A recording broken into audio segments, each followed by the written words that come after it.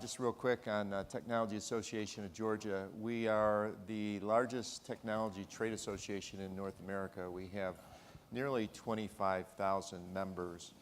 And the IT, beyond health IT, that has become so significant here is the whole industry has grown. So there's 20,000 technology companies, about 277,000 technologists. The total amount of spend during the year is $113.1 billion, which is 17% basically of the GDP for the state of Georgia. So it's a big industry, and leading the way in that is health IT, with over 250 health IT companies. So with that, I'd like to have we're doing a little bit more of a fireside chat with just the three of us, which was our intent. So if the theater wants to cue up the fireplace, that'll be just fine. I have both of our panelists introduce themselves, tell us who you are, and also what you do and the greatest challenge that you see in the industry. So, Baha, sure. You want to start? Thank you, Tino. I'm Baha Zidan. I'm the CEO of Azalea Health. Azalea Health is a health IT company. We started in rural Georgia, and we recently had an acquisition of a company, Atlanta-based health IT company, Simplify MD, and now we're in the Atlanta market. One of the greatest challenges has been since we started the company, there are two main challenges that I want to discuss. One is talent. As a software company, getting access to software engineers has been really tough, especially if you're in a rural area. But we've developed creative ways to access additional development talent. We're still big fans of insourcing rather than outsourcing. I'm one of the type of CEOs that like to sit with my engineers and talk to them and brainstorm, which outsourcing makes it impossible. The second challenge that we find in this market, especially for a health IT company of our size, is funding. Being able to accelerate through funding is, so we recently raised our first round, which helped us tremendously, helped us acquire another company, helped us grow our workforce and grow our market share. But looking at the funding in the Atlanta market and on what's happening, last year we had the legislative arm of Georgia which passed Invest Georgia, which was a great thing, but it's not yet funded. Funding that and actually adding additional capital to companies helps the health IT industry in general. So talent and also funding. On the talent side, TAG does a report each month. It's called the Skill Proof Report, and there's over 3,000 jobs open right now in the metropolitan Atlanta area, in the area of technology. And a lot of them are programmers and developers, systems engineers. And one of the things that the governor has just come out with a couple weeks ago was the commitment to have in every school in Georgia, high school, computer science as a credit. Right now you can't get a credit for that unless you take an AP course. So that's something we're really excited about because we need to get more students interested in math, science, technology, and engineering in the STEM area. So with that, Robert, introduce yourself. Yeah. Robert Hendricks, I'm the Chief Technology Officer for the McKesson Technology Solutions, one of the largest health IT, up until recent merger, the largest health IT vendor in the United States. We were kind of laughing the other day when we were on our pre-call. Baha's kind of the young guy and I'm kind of the old legacy guy, if you want to think of it that way. But my role is to oversee, as a Chief Technology Officer, architectural direction as well as standard and quality compliance for over 202 products across the entire healthcare spectrum from payer to provider, et cetera. I think when you talk about challenges, probably put them in two veins. I'm also on the board of TAG. I chair the Alpharetta Technology Commission. I also sit on the Metro Atlanta Chamber and chair the BLC. I'm sure most of you this morning saw David Hartnett, and if you know him quite well. So the challenges, I think, are probably twofold. Number one, which is one I think this event is doing a great job of, and that is kind of a personal, community focus on Georgia. And I often get asked why I sit on multiple boards in this particular capacity, and it is because of events like this. We need to make certain that we keep, the tip of the spear very sharp. I mean, Georgia is an unbelievable state, absolutely unbelievable. I think for those of you who even sat through half of the agenda this morning or saw the lineup, you clearly know that.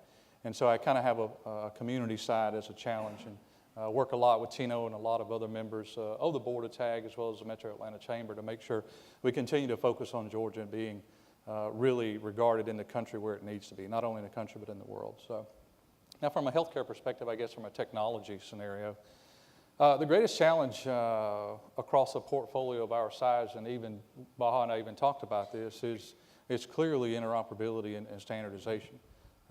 As a clear technologist, and I've been in healthcare for 22, 23 years. I've worked in an IDN, I've done rounds, so I'm certainly not saying standardized medicine in any way. I'm thinking about the technology and the back end of that.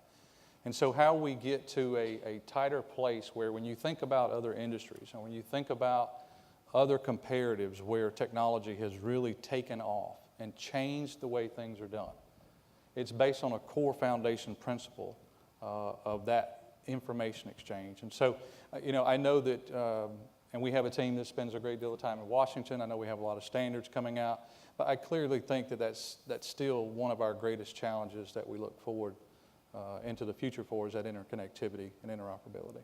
So. Thank you, Robert. I want to take a second and just congratulate Russ and his team for putting this together. Yeah. When he first approached me, I guess maybe 6 or so months ago, he talked about the importance and the need for collaboration amongst all the different industries, which I'll call the ecosystem that will really drive healthcare in the state of Georgia. So that's a good, I think, segue into the next question for you, Robert, and that is that if we're looking for this connectivity, what can the IT community do with that? Are they really the fuel? Are they the center of all this to drive it? And what kinds of things are you thinking about in respect to that? Well, it's kind of, you ask a technologist if technology can solve any problem, and I guess you're going to get the answer. Absolutely, the answer is yes. Yeah, I get asked this question a lot, and I generally try to defer it away from healthcare. Healthcare, I've been in for over 20 years, very complicated topic. However, I typically ask people to think about how technology's changed their lives in other ways. Whether you want to think about it as for those road warriors of us who think that the mobile app that Delta has and lets us go through TSA PreCheck is the greatest thing in the world. I mean, little things like that. But I think when you take a step back and think about what technology as a foundation is going to do, it clearly is the core fundamental of the formula: human capital, physical capital, and technology. And so technology absolutely can do it. The key is how are we going to facilitate that?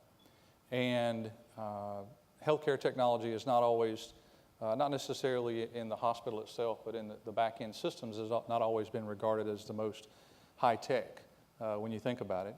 I think there are a lot of new entries into that space. I think there are a lot of new SaaS-based technologies. I mean, in our portfolio alone, probably a third of our portfolio now is multi-tenant SaaS-based products based on connectivity in the back end.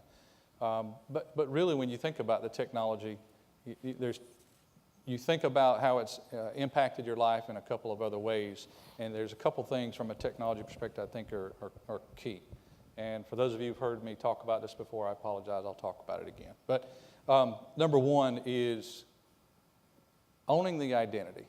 And number one is identity, and number two is the engagement of the customer. And so when you can identify a customer and when you can engage a customer, regardless of whatever that model is, technology has a way of kind of moving around a lot of the barriers. And I don't know, Baha and I were talking about this on the call the other week with Tino.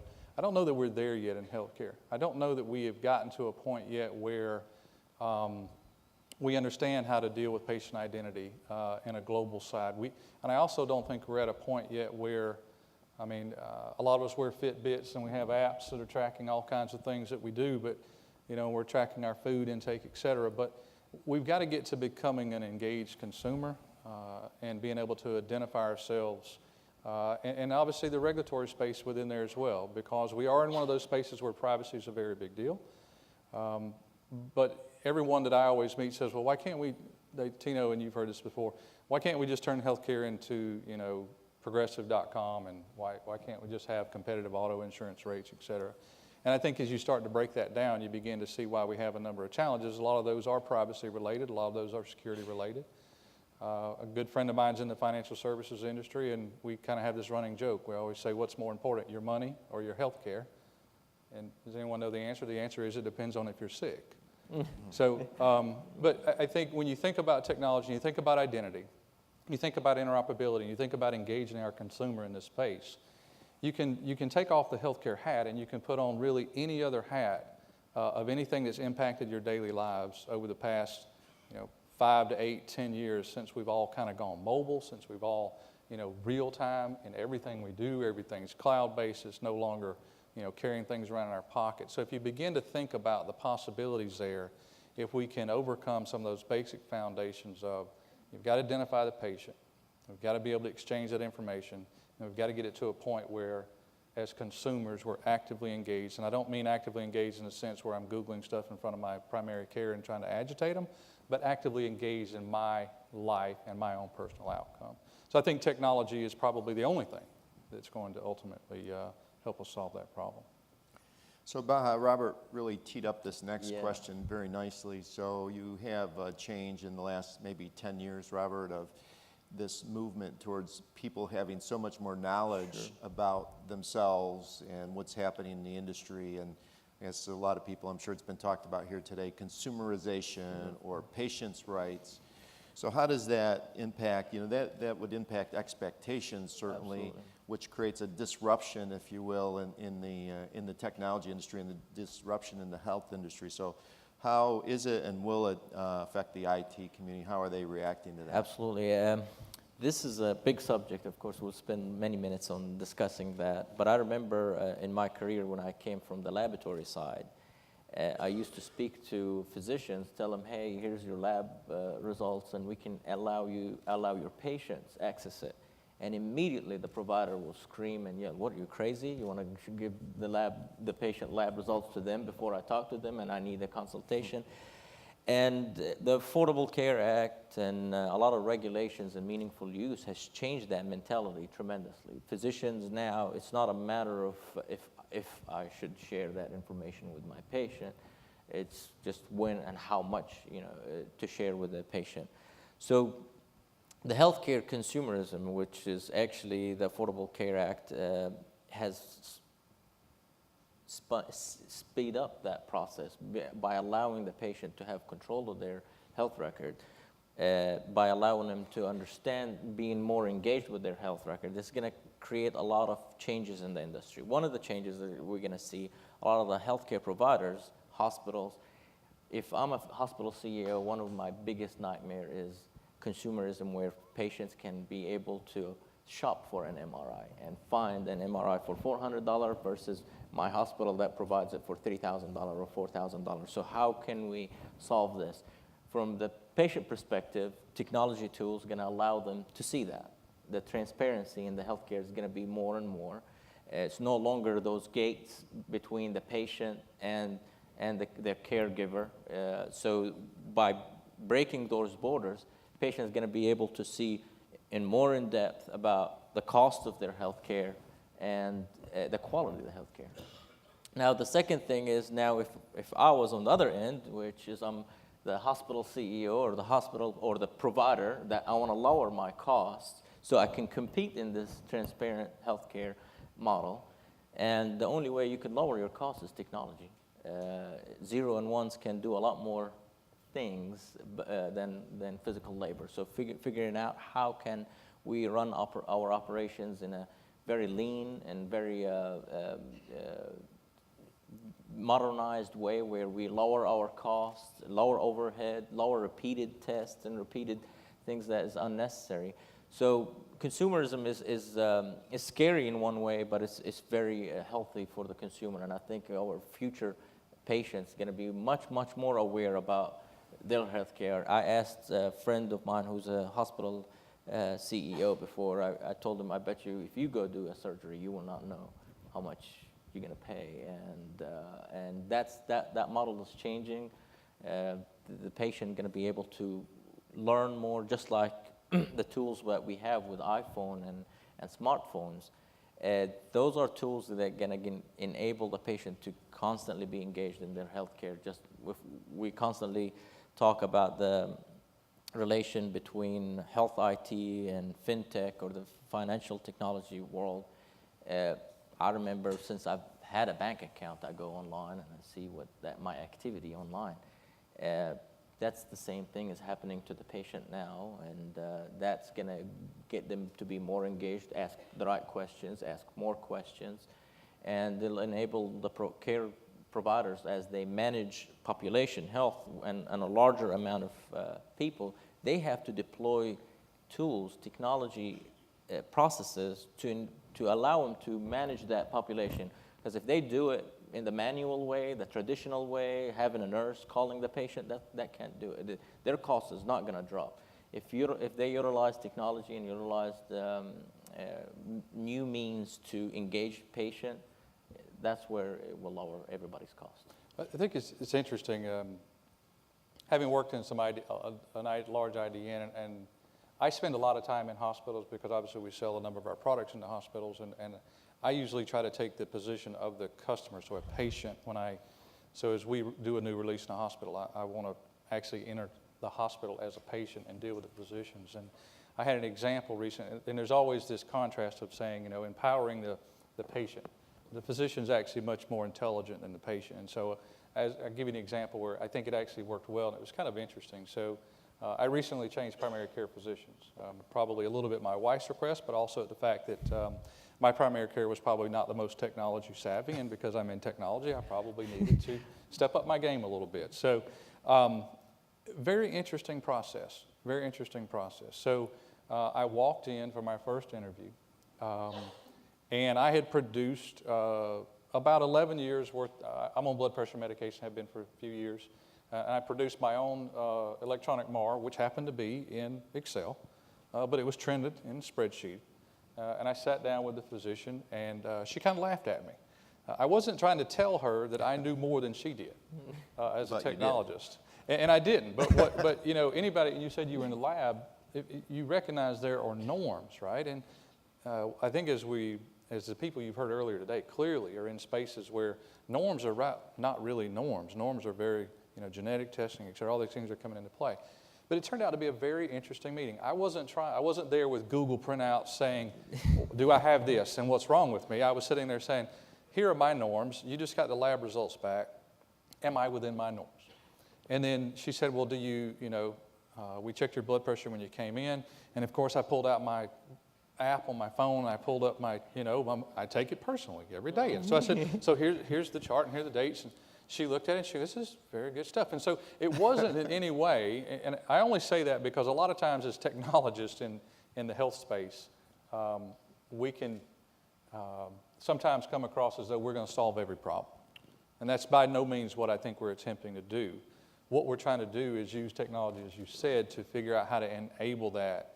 And the pressure that the physicians and the health systems and the nurses and everyone's going to be under is just astronomical. And so this was an example where I think we have to figure out how to do more of that, where as an engaged consumer, I'm not telling you or asking you, why is that number that? I'm simply saying, hey, this is me, and I'm different, and I'm unique. And as we move forward with genetic profiling in the futures to come, I'm sure our children will be looking at things completely different as well. But we've got to figure out a way for technology to engage the patient and help the physician and the provider, and not be, I think I know more than you because Google says, or any of that type of criteria. So it actually turned out to be actually a pretty productive transfer to my new primary care, and she says I might live a few more weeks. So that's good. That's good to hear. So switching gears a little bit, this could be a software or hardware question. I ask you guys to kind of look in the crystal ball here. In my job, I get to see a lot of young companies that are developing things that are going to really be game changers for the industry. I was reading about the other day a pendant. I don't know if anybody else read about that you wear somewhere on yourself.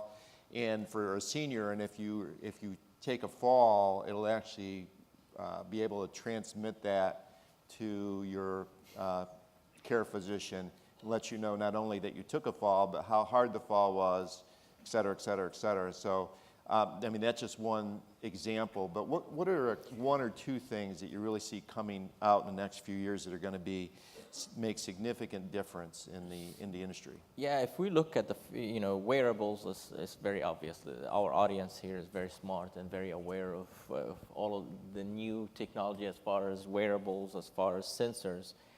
And if we look 5 years from now with the reduction of prices and how microsensors now worth a fraction of the cost that was developed years ago. It's not very far-fetched where we have every surface that we touch is computerized and censored, where the plate will tell you, hey, you got too much calories on me. Or the plate going to tell you have... Geofencing around Burger King, start send blinking alerts, on you. Or, shut down your credit card. We can do that, by the way. Exactly. Yeah, and the refrigerator going to scream at you and tell you need to have something more healthy and nutritious. But in our world, I guess the most... If we want to look at the future and see what we should focus on, we're collecting all of this data from different points, from sensors from the physicians, from the employer, from the financial side of consumers and the hospital and the providers and the family members and all of that. But how can we make sense out of it and make sure that information helps us live longer and better? And how can we take that to the rest of the world, not just the one intelligent 1%, or I mean the 1% who has access to that healthcare class, but taking it to the masses? How can we use technology to actually help third world countries and as well as the rest of the world, not just the 10% users who use their patient portals? And that's what I would say, being a technology buff, how many of you have pets, right? So we actually have something called the Whistle. It's pretty interesting if you haven't seen it. It comes with a mobile app. It's Bluetooth and Wi-Fi enabled, and it's also got a GPS in it. And what it basically does is quite interesting. I wonder what my dog does during the day, and I can find out how active he is. Nice. Isn't that the most interesting thing you've ever heard of? So, but just to give that as an analogy, though, of what we're experiencing and living in right now. But, to Tino's question, I would be remiss without, McKesson is the largest pharmaceutical distributor on the planet, and I would say some of the things on our research side clearly going to drive us into pharmacogenomics. The mapping of the DNA strand, no longer, the point of you need 7.37 milligrams at this point in your life, no longer just trialing at 10 milligrams and determining what the impacts. I think that's going to have a fairly significant impact on the industry in the future. Not exactly sure when it's going to get here, but from a technology perspective, I think that's going to be a pretty large game changer for not only for us, but also, as you said, worldwide. Has the ability to clearly help solve a lot of challenges. So we've got about a minute left. We'll use all the time. And one thing you don't know about these two, I met a lot of people in technology and interest in technology in the state of Georgia and beyond. And these two really have a passion for not just the Atlanta area or for looking globally. They actually have a strong interest in what happens in the rural parts of Georgia. And with the closing of some hospitals, some of the challenges, and then you also have Georgia known as a stroke belt area and a diabetes belt. Is there anything we can do just in the next few seconds that you... Supporting the telehealth world, providing healthcare in school and is another way of actually helping preventing the rural market from deteriorating. And say one thing your company's doing. Our company actually recently donated our electronic health record in 48 schools in South Georgia. So now the students can go to their nurse in school and they use electronic health record to send their data back That's to great. Atlanta or any referring provider outside of the state. Robert, you and I talk a lot about outside the Atlanta, since we opened up 5 chapters at TAG outside the area, thanks in part to you. Yeah, I would have to go along with him. I know Donna Highland may be here somewhere or someone knows her, but childhood obesity in this area from an education and from a prevention perspective, absolutely, we've got to get it. So, and I think through the school systems, and I compliment you on what your Appreciate organization that. is doing, because in a lot of those rural areas, the children's only intersection with healthcare is that school nurse. So thank you very much for that. Thank you. Great. So how about these guys? Let's give them a round of applause.